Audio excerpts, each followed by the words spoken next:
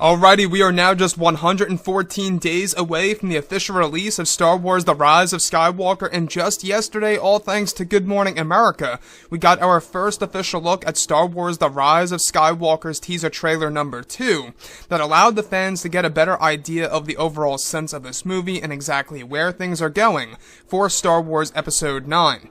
This is Mike Zero. Make sure to subscribe if you're new to the channel for future Star Wars content. Now, obviously, the new teaser trailer was a great, rack of footage that we actually got to see involving Kylo Ren, Rey, and even others that gives us a better idea of where things are going. Now, today we will be going over a couple of things that you didn't know about the second teaser trailer for The Rise of Skywalker that is not only inspiring, but very exciting about where this movie really is going and what it actually includes. Now, what's really intriguing about this is that the revised track of music that fans hear in the beginning of the trailer, showing the older footage of the films before Episode 9, is said to have a strong and important presence toward the end of the film for the characters of Rey and Kylo Ren, that John Williams will finish to make an emotional and unexpected ending to the Skywalker saga. So if you guys go ahead and check out that teaser trailer and watch the beginning and listen to the music, that is said to be a brand new revised track by John Williams where he modified some of the actual themes and combined them all together. And what's really great about that is that it's said to have a big importance in the film toward the characters of Kylo and Rey toward the ending of Episode 9. So could this very well have something to do with, let's say, for example, Rey or Kylo Ren's death, or maybe even, of course, the death of Kylo Ren and the resurrection of Ben Solo, perhaps? There's a lot going on with this movie, and we do know that JJ is taking a lot of risks involved here.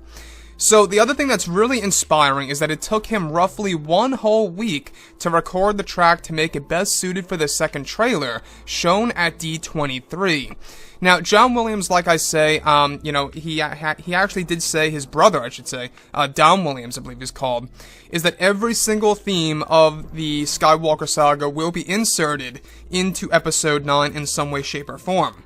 So, moving on, the footage of Leia, alright, Leia herself, portrayed by Carrie Fisher in the second trailer, was done by Disney and Lucasfilm grabbing a shot of Leia from the end of Force Awakens, where she tells Rey, "May the Force be with you," and using Leia's head to place it on a new CGI costume.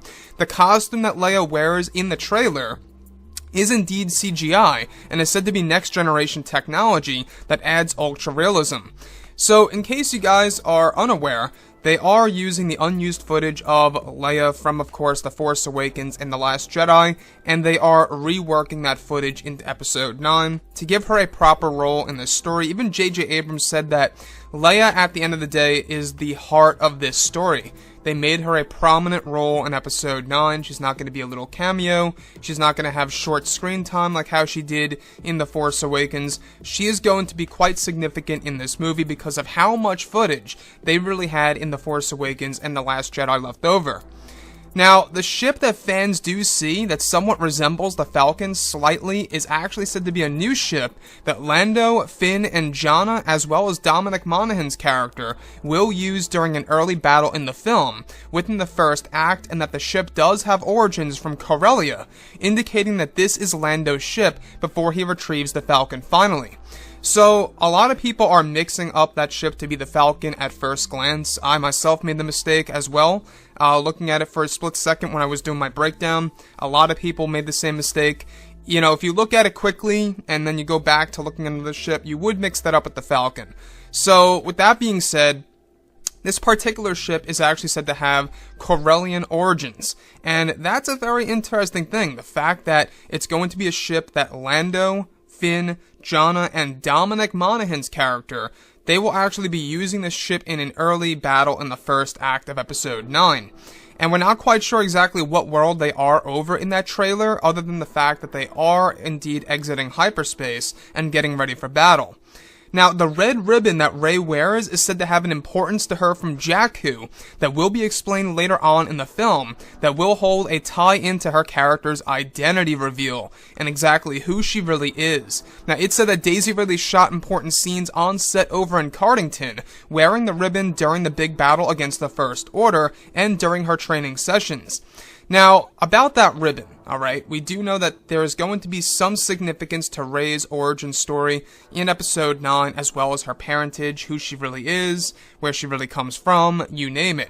And I think that's the inspiring part about Episode 9, is that they're really trying to make this film, at the end of the day, an inspiring story for fans around the world, right?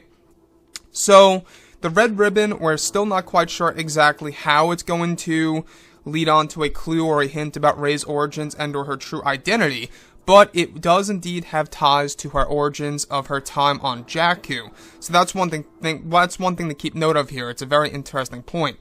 Now, the major lightning storms that fans see in the footage of the second teaser trailer is set to connect to a massive scene that was filmed over at Pinewood, in which Ian McDiarmid as Palpatine shot a very vital scene to the plot, in which he uses a new power called a Force Storm that actually originates from the EU.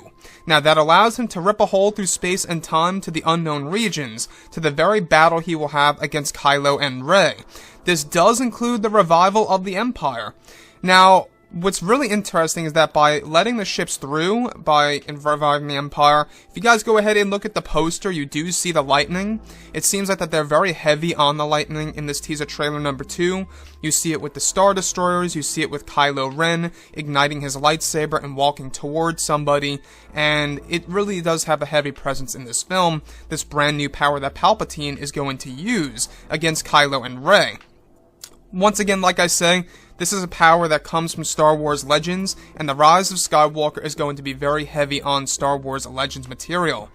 Now, moving on, what's really intriguing about all of this is that, of course, this does include the revival of the Empire, of course, by letting the ships through, as I said, but the dual saber hilt that Rey wields as Dark Rey, where it's wielded together, are actually said to be modified stunt hilts of Darth Maul's that were in concept before filming The Phantom Menace back in 1998, that were retouched and modified for The Rise of Skywalker, and that JJ was also inspired by a character in the current works for the Old Republic era.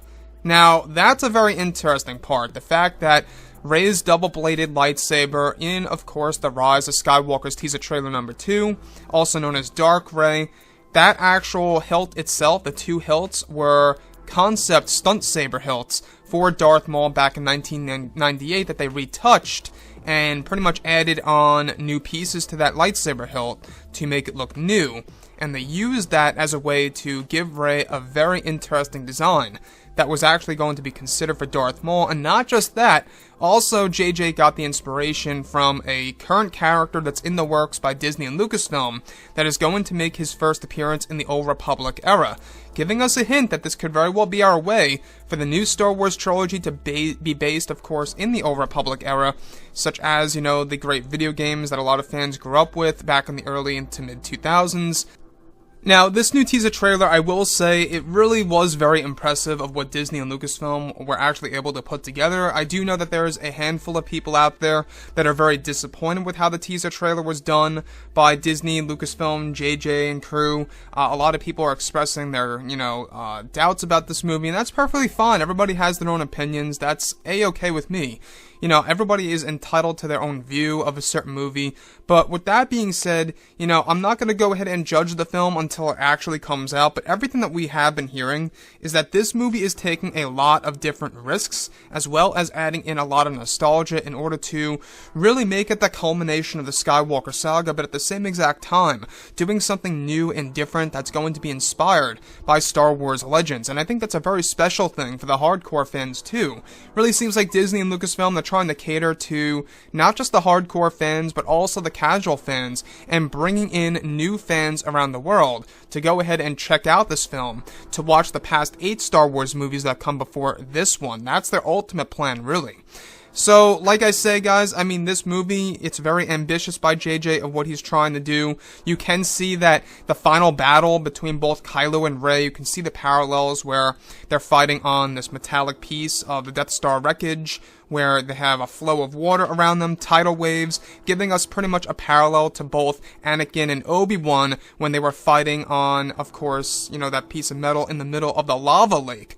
So you can see the parallels of how JJ's paying attention to the prequels and the originals and what he really wants to do to end the Skywalker saga forever.